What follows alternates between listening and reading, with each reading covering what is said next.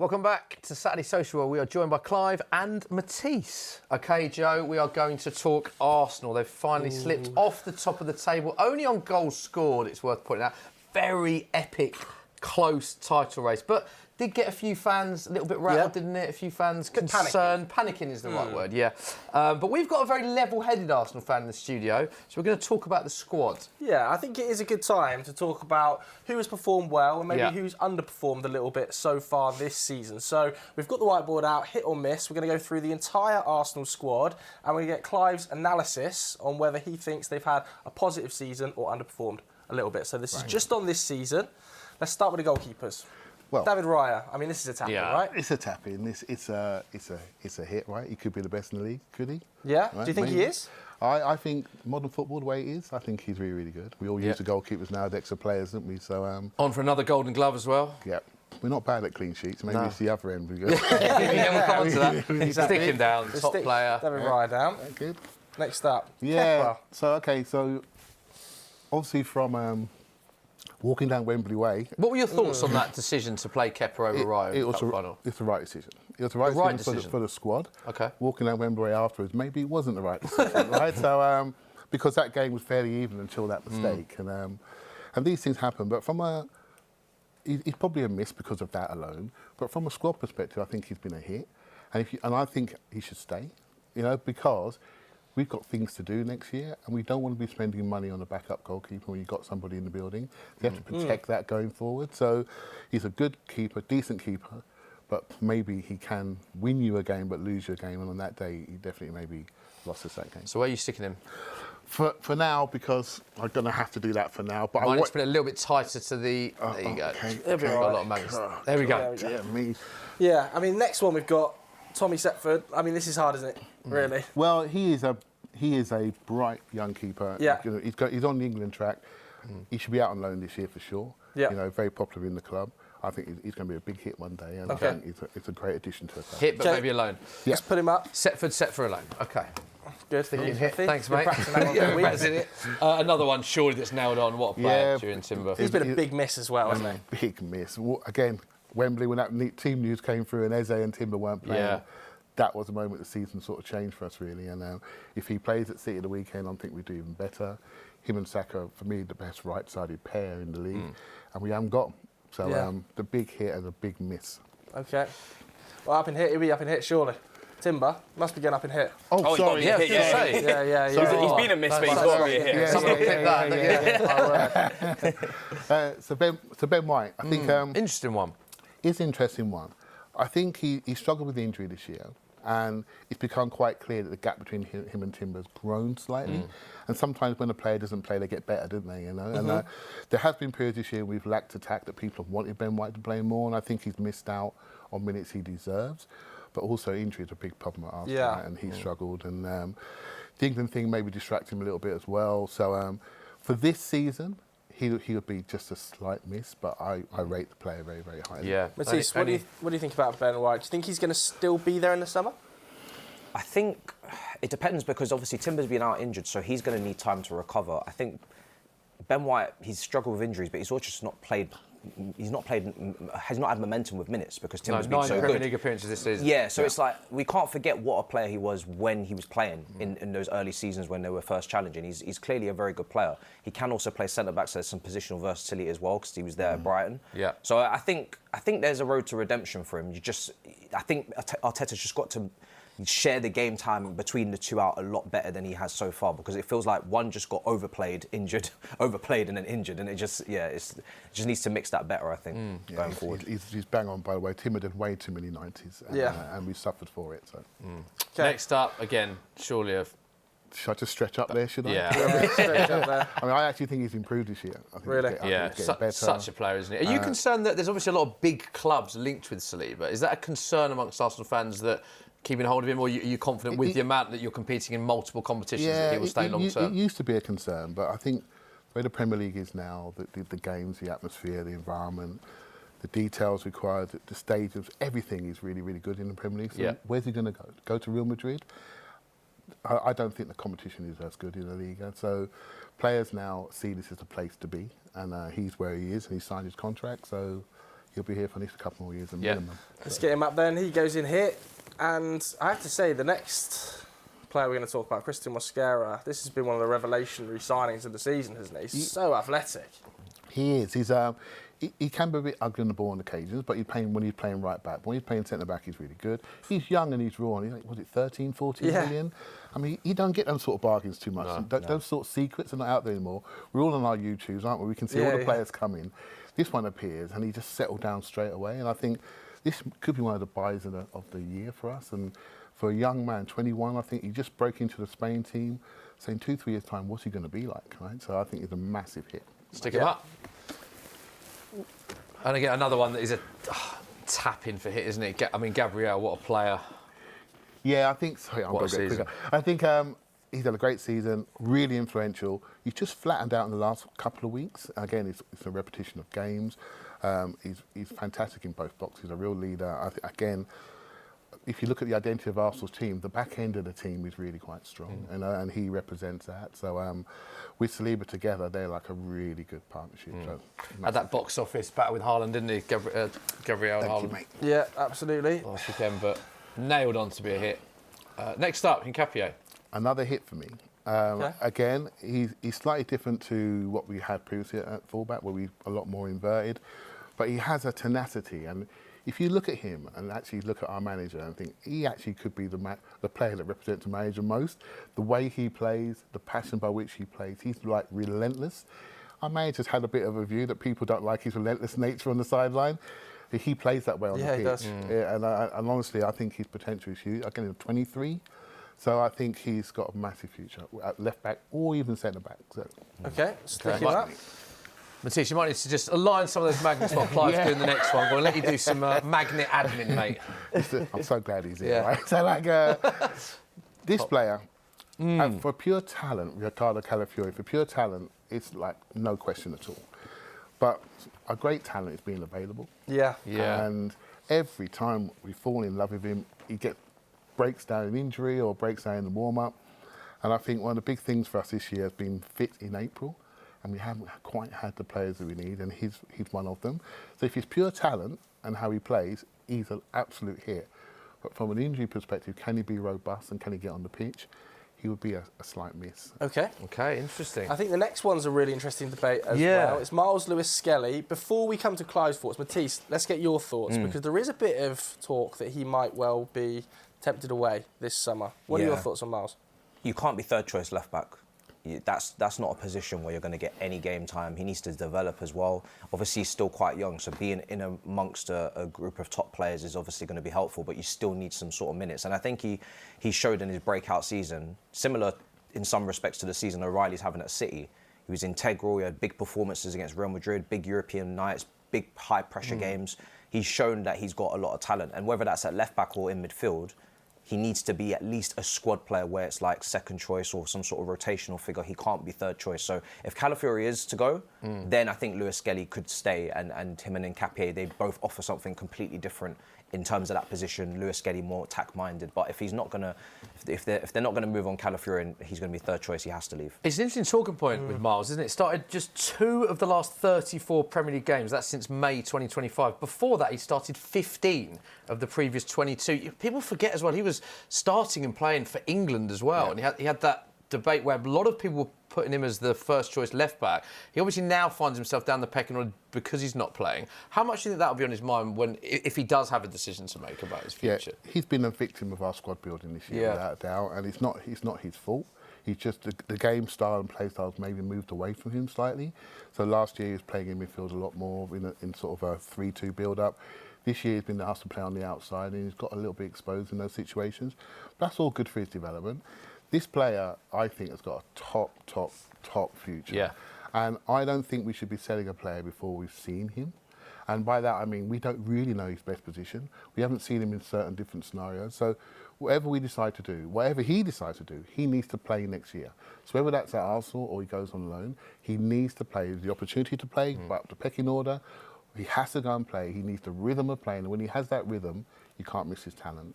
But from a season perspective, he hasn't had enough minutes to be a hit. You know, so okay, yeah, great. Yeah. Yeah, top talent though. Yeah, next great up, talent. Moving to the midfield Martin areas then. Zubimendi, who in recent weeks, there's been a bit of heat on Martin Zubimendi, There has. hasn't there?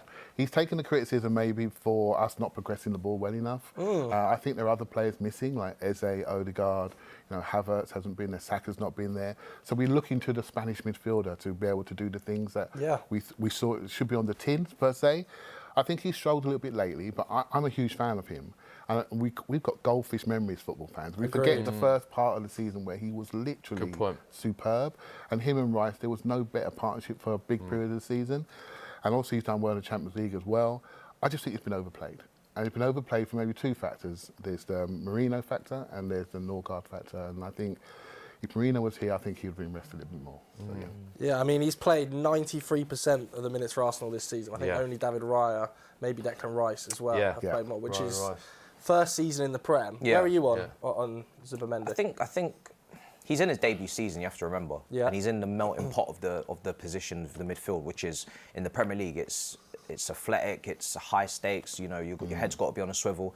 And I think considering he's coming into a team that is immediately at the end of a project where there's high pressure to deliver immediately and win, it's not necessarily the best time for him to come in and not be able to at least rotate with a Norgaard or with someone just, over the Christmas period and just give him a little bit of a helping hand. So I feel like Arsenal, that's more of a depth issue, I think, in that position more so than the actual individual itself. I agree. But he's been a hit, right? He's been a hit, yeah. He's been a hit. And what he's done for Rice, well, the amount that he's allowed Rice to free up in that position, a lot of Arsenal fans are talking about Rice's great form, and a lot of that's been down to Zubimendi as well. So I think most people would agree he'd be a hit. Norgaard.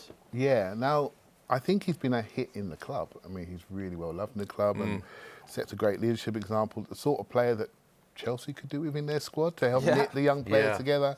And it is an important part of football. And but he hasn't had enough minutes. And then you're going to question, why is that? Why is that? Why is he not being trusted by the manager? I hear people saying.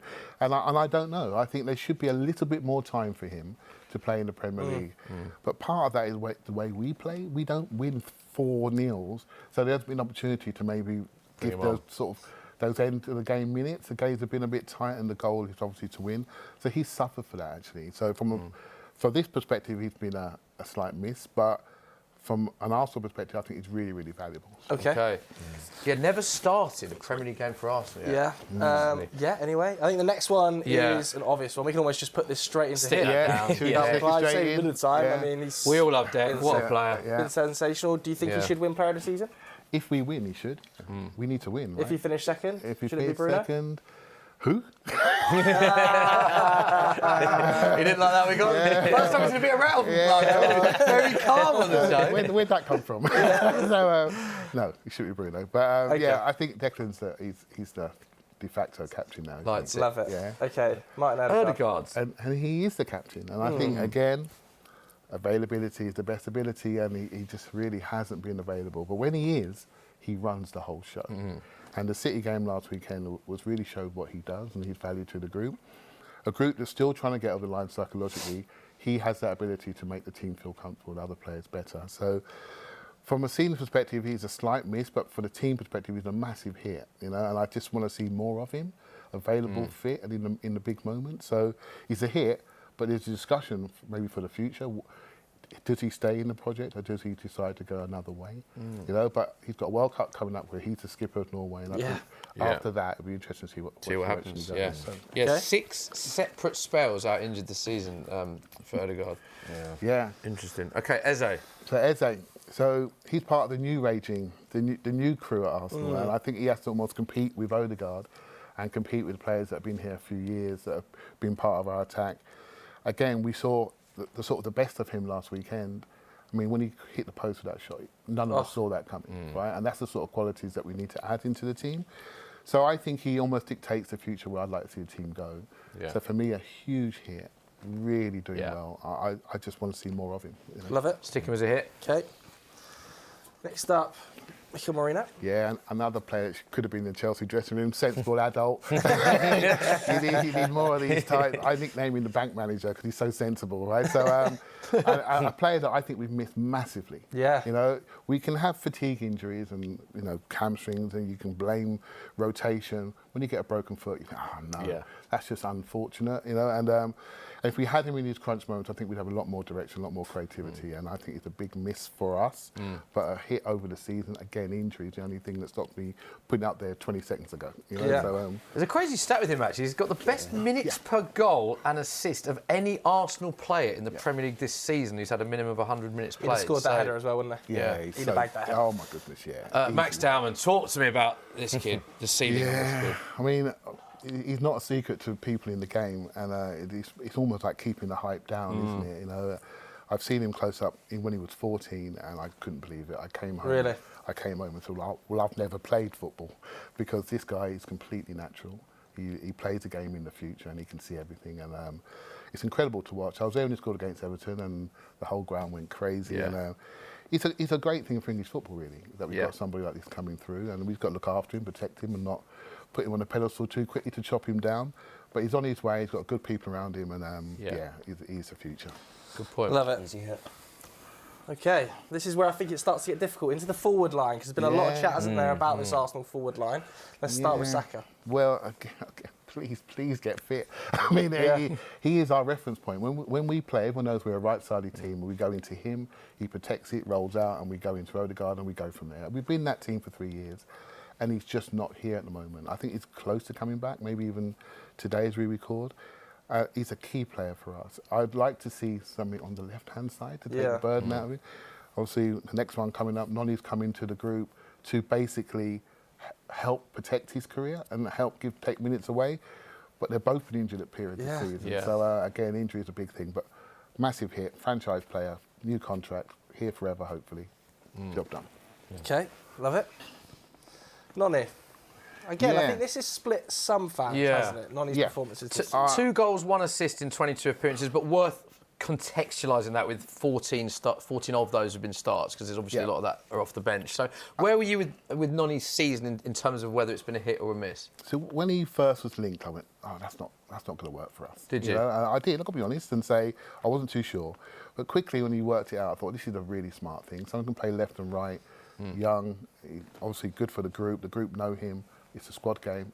Let's go for it. And help take the minutes off of Saka. I think what's happened recently is that the players that we hope would support the first team players have now become the first team players. Yeah. And we're now looking at them in that regard. And he went to England, got injured, came back very, very quickly. And since he's come back, he's got loads of strapping on both knees. And it's like, okay, you're not quite at your best, but you're out there. When you're out there as players, you get judged whether you're injured or not, because you're on the pitch, where some players don't want to go on the pitch when they're injured, so they don't get judged. So for me, he may be a slight miss for many people, but for me personally, I think he's a hit, and I think he'll be a hit going forward. But for this season, maybe a slight miss. Matisse, you got regrets? No. No regrets? No, unfortunately not. I mean, he's not kicked on. At Chelsea, he has all the dribbling, the ball carrying ability, but he doesn't have the final third and the statistics, and at the end of the day, that's what you got to put up in a top team, especially from out wide in modern day football. The strikers don't hit 20 goals as often as they used to. In top 5 leagues across the board, there's not many strikers hitting 20 goals anymore. Whereas, he hasn't improved enough for the position that he finds himself in. Where Saka was always kind of knocking on devil's door in terms of the injuries. I think he's overplayed again. Another one of those players that Arteta has used maybe too much over the years and not rotated. They didn't have the depth. So it was kind of inevitable that Noni was going to play quite a bit, and he hasn't been able to step up. Yeah, it's an interesting point you make about injuries, actually, because I was at that England game and I thought that looked a really serious injury, and I was surprised how quickly he actually came back for Arsenal from that, because it didn't look great. So it's an interesting point you both make. Let's move on to the left side now, because it's a big talking point amongst a lot of Arsenal fans. You've mentioned it already prior to even putting a player up. Trossard. Yeah, we sort of use our left-hand side almost like collectively. We haven't quite got the guy, so we have 3 or 4 guys that play there, and I think that's where we've done it. And every time one plays, I sort of want the other one to play normally. So, but Trossard had a good patch before Christmas and was doing really well. It was most people's first 11. And since the turn of the year, I don't think he scored a goal.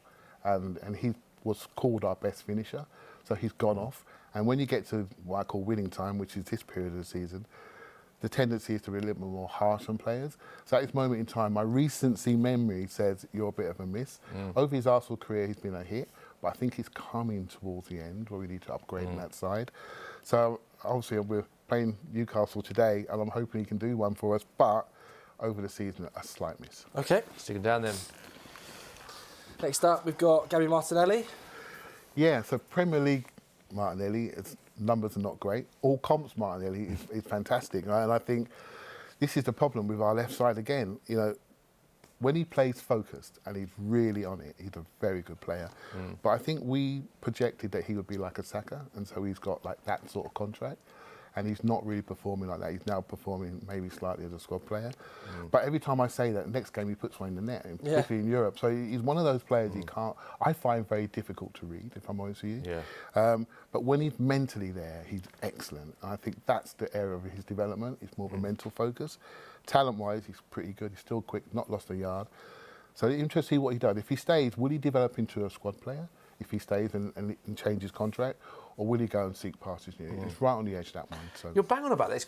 His record is crazy in the different competitions. He's got 1 goal in 27 Premier League appearances this season, but he's got 10 goals in 20 Cup appearances, which is staggeringly different. So in terms of this season then, for hit or miss? This season, for the Premier League season, he'd be a miss. All comps, I think he'd be a hit. Right? We're in the Champions League semi-final, and he's helped us get there. Yeah. So I'll go hit just about. Okay.